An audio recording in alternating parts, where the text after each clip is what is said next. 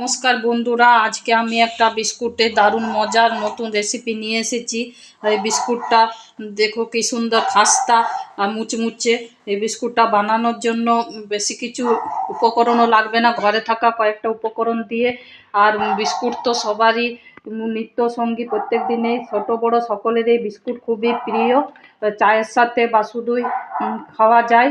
আর এরকম বিস্কুট যদি বাড়িতে বানিয়ে ঘরে রাখা যায় তাহলে অতিথি এলো তাহলে বার করে দেওয়া যাবে। তো বন্ধুরা, চলো আমার সাথে থাকো, ভিডিওটা প্রথম থেকে শেষ পর্যন্ত দেখতে থাকো কেমন করে আমি বিস্কুটগুলো বানাচ্ছি। বিস্কুটটা বানানোর জন্য বন্ধুরা আমি এখানে হাফ কাপ চিনির গুঁড়ো নিয়ে নিয়েছি। তো তোমরা চিনিটাকে মিক্সারে গুঁড়িয়েও নিতে পারো বা এমনি চিনিও নিতে পারো, কিন্তু সেক্ষেত্রে চিনিটা গুলতে একটু টাইম লাগবে, তাই চিনির গুঁড়ো নিলে ভালো হয়। আর আমি ওই বাটিরে মাপ করে হাফ বাটি চিনির গুঁড়ো নিয়েছি, সেই বাটি মাপ করে হাফ বাটি আমি সাদা তেল নিয়ে নিচ্ছি। আর আমি চিনির গুঁড়োটাকে আর সাদা তেলটাকে ভালো করে এরকম একটা মিক্সার করে আমি ভালো করে মিশিয়ে নিচ্ছি। চিনির গুঁড়ো আর সাদা তেলটাকে খুব ভালো করে মিশিয়ে নিয়েছি। তো বন্ধুরা, এটাকে খুব ভালো করে মিশিয়ে নিতে হবে যাতে না চিনির গুঁড়ো থাকে।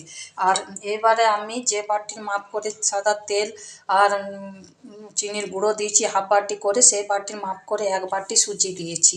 মানে এখানে যতটা সুজি লাগবে তার অর্ধেক চিনির গুঁড়ো আর অর্ধেক সাদা তেল লাগবে। এবার আমি দিয়ে দিচ্ছি ওই বাটির মাপ করে আমি এখানে দিয়ে দিচ্ছি হাফ বাটি ড্রাই কোকোনাট।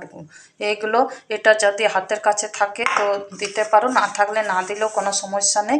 তবে এই ড্রাই কোকোনাটটা দিলে বিস্কুটের স্বাদটা অনেক বেশি বেড়ে যাবে, তাই এটা দিলে ভালো হয়। এবার আমি দিয়ে দিচ্ছি ওই বাটিতে মানে হাফ বাটি গুঁড়ো আমুল দুধের গুঁড়ো আমুল দুধ দিয়ে দিচ্ছি। এটা দিলে তো বিস্কুটের স্বাদটা খুবই দ্বিগুণ হয়ে যাবে। এবার সব উপকরণগুলো আমি একসাথে মিশিয়ে নেব। তার আগে দিয়ে দেব একটু স্বাদ মতো আমি লবণ দিয়ে দিলাম। এবার আমি সব উপকরণগুলোকে আমি ভালো করে হাত দিয়ে মিশিয়ে নেব। খুব ভালো করে হাত দিয়ে মিশিয়ে নিতে হবে। খুব ভালো করে বন্ধুরা এগুলো সমস্ত উপকরণগুলো একসাথে হাত দিয়ে ভালো করে মিশিয়ে নিতে হবে। যে বন্ধুরা, সমস্ত উপকরণগুলো আমি হাত দিয়ে ভালো করে মেখে নিয়েছি। তো এই অবস্থায় একটু মানে নরম হয়ে যাবে, তো নরম হলে কোনো ক্ষতি নেই। এবার এটাকে একটু 10 মিনিটের জন্য রেস্টে রেখে দিতে হবে। 10 মিনিট আমার রাখা হয়ে গেছে। তো দেখো বন্ধুরা, সুজির মিশ্রণটা কতটা ফুলে গেছে আর একটু শক্ত হয়েছে। তো এইভাবে তো একটু বন্ধুরা বাইন্ডিংয়ের জন্য একটু এটাকে ময়দা দিতে হবে। আর আমি ময়দাটা একটু একটু করে দিচ্ছি। ময়দাটা একটু একটু করে দিয়ে দিতে হবে, যতটা লাগবে। এটার কোনো মাপ মানে বলা যাবে না, যেমন বাইন্ডিং করা যায় ভালো বিস্কুটটা তৈরি হয়, সেই রকম মাপ অনুসারে ময়দা দিয়ে দিতে হবে।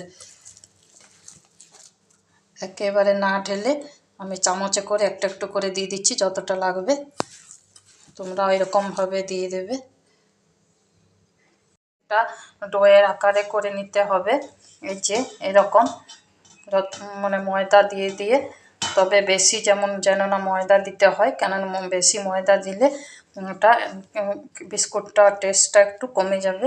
এরকমভাবে এবার ডোয়ের আকারে করার পরে এরকম করে একটু একটু করে নিয়ে যে যেমন পারবে, কেউ গোল, কেউ ত্রিকোণা, ডিম্বাকৃতি, যে যেমন নিজেদের পছন্দ মতো একটা করে শেপ দিয়ে দিতে হবে। আমি এখানে গোল শেপ দিয়ে দিচ্ছি। এই যে আমি একটা গোল করেছি, তোমরা ডিম্বাকৃতি করতে পারো। আর এরকম একটা কাঁটা চামচে করে আমি এটাকে দাগ কেটে নিয়েছি। এই যে দাগ কেটে নিয়েছি। আর আমি সব বিস্কুটগুলোকে একইভাবে এই যে বানিয়ে নিয়েছি। বন্ধুরা, কি সুন্দর দেখতে লাগছে, গোল গোল শেপ করে। আর এই কাঁটা চামচে দাগ কেটে নিয়েছি। তার যে তোমরা এই দাগটা নাও কাটতে পারো, তবে দাগটা কাটলে একটু দেখতে ভালো লাগে ডিজাইনের মতো।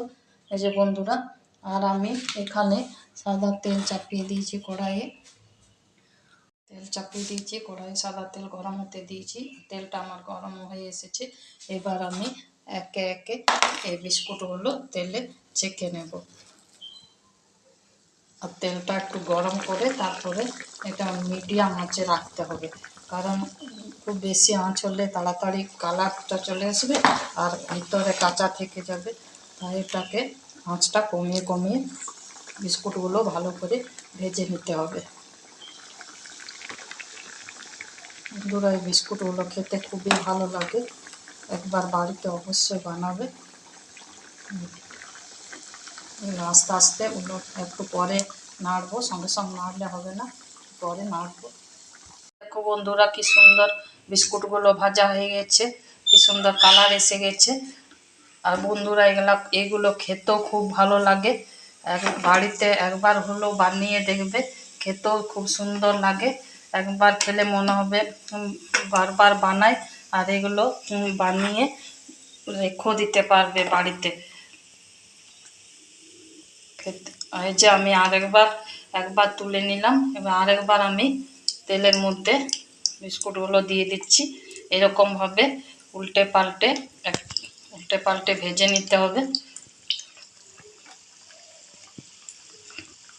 আর যদি আমার ভিডিওটি তোমাদের ভালো লাগে তো তোমরা একটা লাইক অবশ্যই করে দেবে।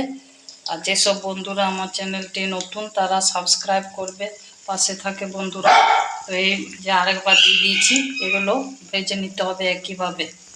আরেকবার আমি বিস্কুটগুলো ভেজে তুলে নিলাম। বন্ধুরা, কি সুন্দর কালার এসেছে। আর খেতেও বন্ধুরা বারবার বলছি খুবই সুন্দর হয়।